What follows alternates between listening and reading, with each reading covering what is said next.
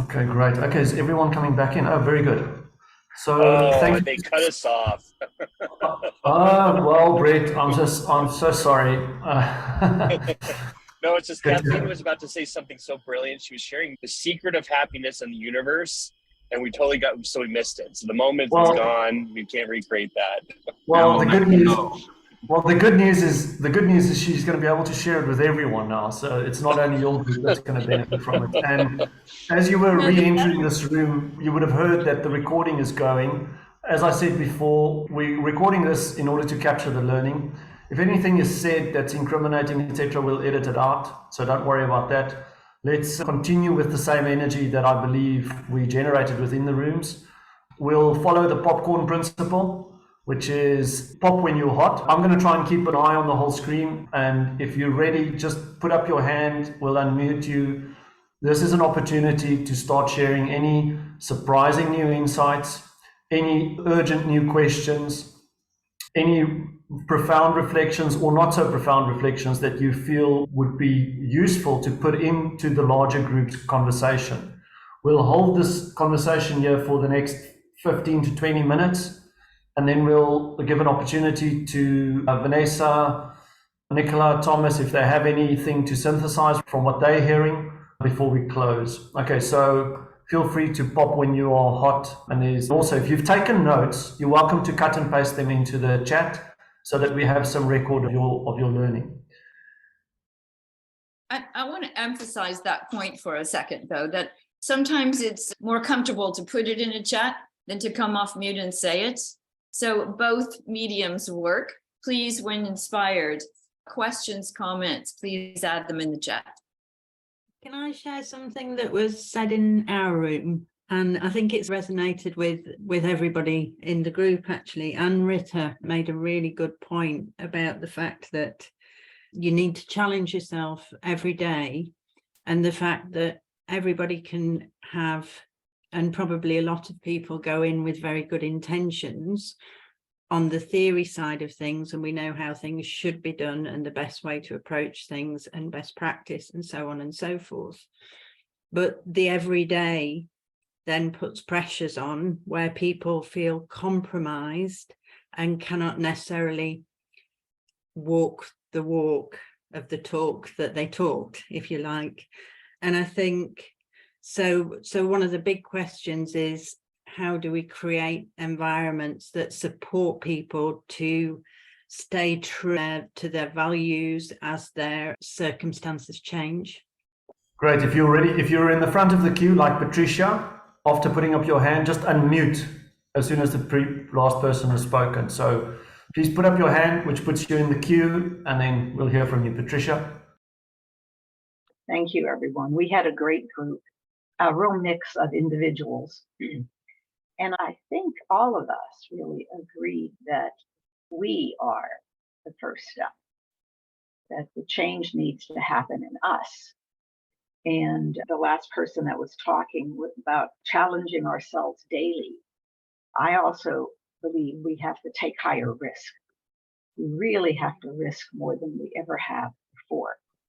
Risk in going deeper within ourselves, risk in showing ourselves to the world, being genuine in the world.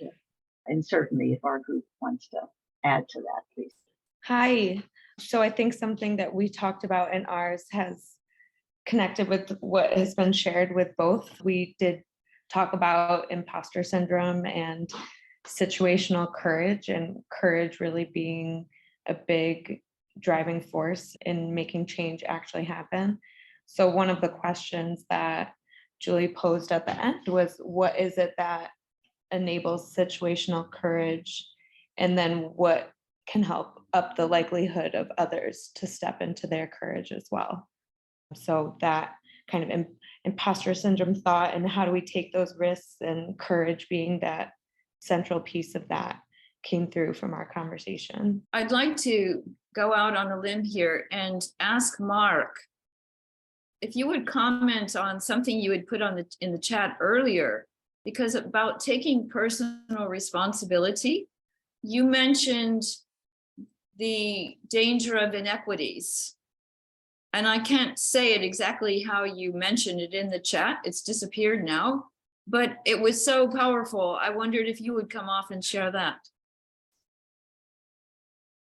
Certainly, thanks. Well, I think that we tend to, as we go in our global journeys, we run into people that don't have agency, and we tend to blame them in a way. And I think that we need to open our eyes to the fact that inequity and inequality in general, many people are starting from a different place than we are. They may not have the education, they may not have the insights, they might not have the global experience, they might have traveled outside their village for whatever reason, and they don't have the ability to change. Even though they do harbor it inside, they don't know they have it. And so this idea of changing society, I believe, starts with changing someone's belief in themselves, and that they believe in themselves and they even have a consciousness of self, because so many people don't. And that's really where inequity stems from in my research anyway. So I just wanted to, I didn't hear the word inequity in any one of our discussions about global change. And I thought that I wanted to at least bring that topic up as being relevant. Thank you. Well, one other thing I've been hearing in various discussions is, it came up in the group I was joining, is what we were calling the ripple effect. That it comes down to relationships, but the responsibility is really building on what's been just said, of the responsibility for taking that awareness, that consciousness of what matters out to another context. There was a great example of one student program going to be held in Rome, and those relationships on the individual micro level will be developed. But then what? That responsibility comes from each one taking that awareness, that consciousness to another context. And what I would appreciate too is, Thomas, maybe you're very much speaking about systems, that we think of systems as processes, how things are done, but what about people systems? Oh, I think that's a great point, Kathleen. I actually not necessarily think in processes. I think in connections, people, connections, places even.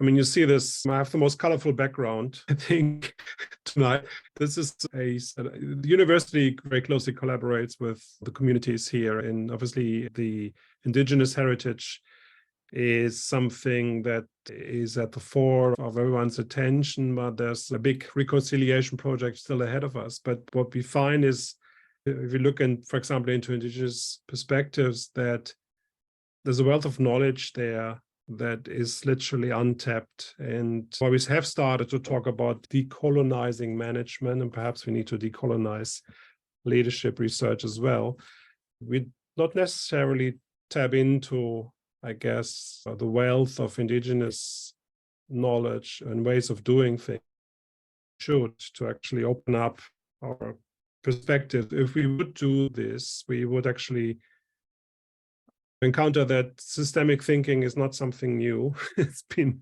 and here in Australia, it's been around for 40,000 years, but in a very different way. It has emerged organically, and that it has this sort of universal connotation that is absolutely inspiring if once you start to talk to elders in communities about it. So I think the importance of people, place, the context in which we operate, and how everything is connected both locally and globally are very important dimension in this discourse. And only then, once we have worked ourselves through all these dimensions, I think we should start talking about processes. Okay, please do feel free if there are any other reflections or ideas to air them. I'm just looking for hands or anyone who's prepared to unmute. Well, I will maybe toss out one more question. Maybe this has been a conversation in others related as well with the interconnectedness. We're often wondering, how do we create the conditions for that? Mark spoke to inequities and the realization, do I have a power or not? Was this a question for anyone in anyone else's group? Creating the space, creating the conditions consciously. I see Julie nodding her head. Sure. Well, one of the things that I reflected on as I listened to our group talking and thought about some of my own research and experiences as a pracademic was the inextricability of these three levels of working, me, we, all of us. And we asked that question, well, maybe really this question is, which are we foregrounding in any particular moment as we toggle back and forth between those three versus there being a particular sense or model for sequencing. And Kathleen, I've lost track of your question as I was thinking about the foregrounding and backgrounding in those three levels. No worries. It's a good one that you took it that direction. I think you touched on it. I was talking about how do we create the conditions. But one thing you said is really being conscious on which level you are foregrounding. I love the way you said that, even foregrounding, because it's all there. It just sometimes moves in and out in terms of what's getting a priority. Enza, I just saw you off mute. I always call people who are off mute.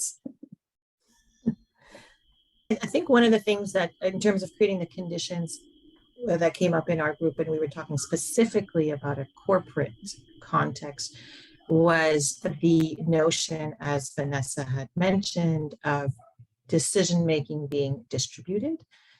And that would have a bunch of other downstream effects, including how does communication then occur? So how does communication factor into creating the conditions to sustain and elevate globally responsible leadership? There was something else, but now I just lost it. Oh, yes, it's also about remuneration. So how are we, if we're talking about systemic conditions, like we have to look at in a management context, how are we remunerating people's work? And this notion that we remunerate for the short term, the next profit cycle. And because of that, we may not necessarily be building in this notion of stewardship. So as a leader, as a manager, I may not be in this for the long run. I may be in this for the short term. I take my profit and I run, and I don't necessarily really care about what happens to the organization once I'm no longer there. So it's how do we plant the seeds for fertile stewardship? How do we make sure that decision making is distributed, but not only distributed, but it's also taken with the long view and not necessarily the short view. So it was more around reconciling some of those questions. Thanks, and I've put up my hand on behalf of Ken, because Ken, I see you've added a comment to the chat. I don't know if you wanted to expand on that, but it reads that from Japan, paternalistic culture frequently takes an alternative role of leadership. I don't know, Ken, if you wanted to add something to that. I feel the same things. Even so, when I went to South Korea and China and Southeast Asian countries, so I feel frequently, I feel the same thing from the student and from the corporate business person. So always looking at the both behavior and the people around us, who did that, or so what they did. That is always looking for the best answer. And so naturally, so we always are wondering, in other words, we feel so anxious, and then so paternalist culture comes in. It's a vacant mindset. And so frequently we accept unconsciously a paternalist culture. Both said, here's your task. That's a good task for you. So if we accept such a paternalist culture, that we cannot stand up for the like a democracy. So it's a double-bind situation. If we accept the paternalist culture, so probably everybody feel the safe and happy. It's not sustainable, happy and safe. But if I stand up with my friend to give my voice to the boss leaders, So all of a sudden, so the organization showed the honest identity, show the all of a sudden to us. Okay, great. Thanks, Ken. Yes, And thank you. thank you very much. And I see, I'm just in the interest of time, I see Seymour. Did you have your hand up? Because I just want to make sure that we leave. Oh, okay. So we've got a few minutes left. I'm just going to ask Nicola, Thomas, Vanessa, if there's anything just from your side that you would like to conclude with in terms of synthesis, and just to try and keep it relatively brief. I think there's one word that I'm leaving with personally, which is disruption, and just how that was part of the group that I was in, that sort of something that sparked or disrupted thinking. And I certainly, that's how I'm leaving. I can feel it in myself, that kind of sense of from today, what will I take on and what will that mean for me through, because my thinking's been disrupted, and therefore what do I do with that in a positive way? So that's my own synthesis of today. Great, thank you, Vanessa. And Thomas, I see you're already unmuted. Yeah, also maybe just a reflection of the past 3-4 minutes. I think these two ideas, I think, mentioned by Enza and by Ken, I think resonate quite strongly, I think, and they're quite related. So I think they're in terms of how to deal with paternalistic sort of forms of leadership, I think it just shows also on the flip side that role modeling and being the change you want to see in the world is very important. So the idea of leaders as role model, and of course, how and what should they do? I think this idea of leadership as stewardship has always been a key factor for Nicola and I in terms of the theory around responsible leadership. Unfortunately, there are not too many great examples out there, other than perhaps Yvon Chouinard, the longtime CEO and founder of Patagonia, who literally saw it through in terms of donating his company to save the planet. And I think that's a rare example of 50 years of stewardship, and there's something we can learn there. But these are two ideas that sort of just got stuck in my mind in terms of, as I was listening to the conversation. What I want to leave with today, I think, is the experience of these 2 hours was actually quite invigorating, and the word there would be global community. Here are people from all around the world thinking and discussing the same issues and the same problems, and I think it's the start of something wonderful, hopefully. Thank you. Great. And then Nicola, and Nicola, just as you unmute yourself, taking a cue from Vanessa, in order to close today's meeting, we'll ensure that everyone has the last word, right? Think of what your final word is going to be that you will leave with the group, because I'm going to ask you all to unmute and I'll call out your name and we'll just hear your one word as we close the meeting. Nicola, you're second last. It is really this realization from today that change starts from within. Change starts from within. Great, thank you very much. I think before we get off our closing word, that was Kathleen. Kathleen, thank you so much for bringing together and for helping bridge between ILA and GRLI and these inquiries. So that's great. And I think I'm just going to suggest that we all leave our word in the room, and I'm going to start. Please just all unmute yourself. Seymour. Thank you. Thank you. Now that we're unmuted, thankful disruption. That's my thankful disruption. Julie Huffaker. In front of me, action. Catherine Dumont. I'd say revisiting ethics. Revisiting ethics. I'm going to say curious. Doreen Lawrence Hughes. I will also say curiosity. Claire Maxwell. Lucian Blackburn. Cultural sensitivity. Joe Jones. Local. Finally, I'm here and I'm happy to be with you. Thank you. Globally responsible leadership takes all of us. It's a system. Awesome.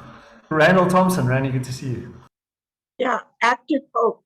Connectedness. Courtney Kristen. Courage. Benjamin Dean.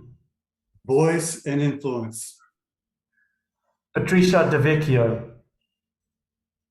Very helpful. Thank you. Brett Nelson. Context. Tilly Woolsey. Complexity. Kimberly Lacomba. Creativity. Anne Ritter. Positively provoked. Okay. Brittany Turner. Oh, Brittany's not there. And then a big thank you to Monica, who is ILA 4 and who's been managing the technology at the background. Monica. My word is grateful. Grateful. Hey there, mine is passionate. Passionate. Great. Great. Thank you very much, everyone. Thank you, Nicola and Thomas, for staying up so late and joining us. And thanks, Kathleen, for bringing us together, and Vanessa for taking the time out of your busy schedule to bring some of your great experience into the conversation. It's really wonderful to see. I think regardless of technology and all of that, really good conversation, some good energy, and I hope to think that it's a good start to a very important conversation. I'd like to echo all of that and thank all of you for all the kinds of support that each has given, giving up the time, but the brilliance that you brought. I mean, it really, I think, was quite impactful. We were saying that sometimes the conversations on the recordings, when it's just spontaneous, is so rich, and how to recreate that is not easy, but I think we always seem to get there. So I really hope we can continue this. I hope this is the start of some kind of series or continuing conversations, because there is an appetite, isn't there? I mean, people come at it different ways, but there is an appetite. And I think it's not only an appetite, it's also people really want to contribute. They really want to share something, their experience, their vision, their particular experience. It is really deep. So thank you, Kathleen, for really making that happen. And Shelley and Brittany and Monica and Vanessa and Thomas and John. Thank you so much. Yeah. We will. Thank you all. If you all are keen, I would really like to have us try to do it again, but in your time zone. So we can capture different parts of the world, yes. Yeah. And if we talk about being interconnected and having the multiple levels and taking the responsibility for reaching out, I think we should. We can't leave out part of the world. Yeah. So we'll talk about a next date. We will do. Wonderful. Thank you, everyone. All the best. Bye. Thank you.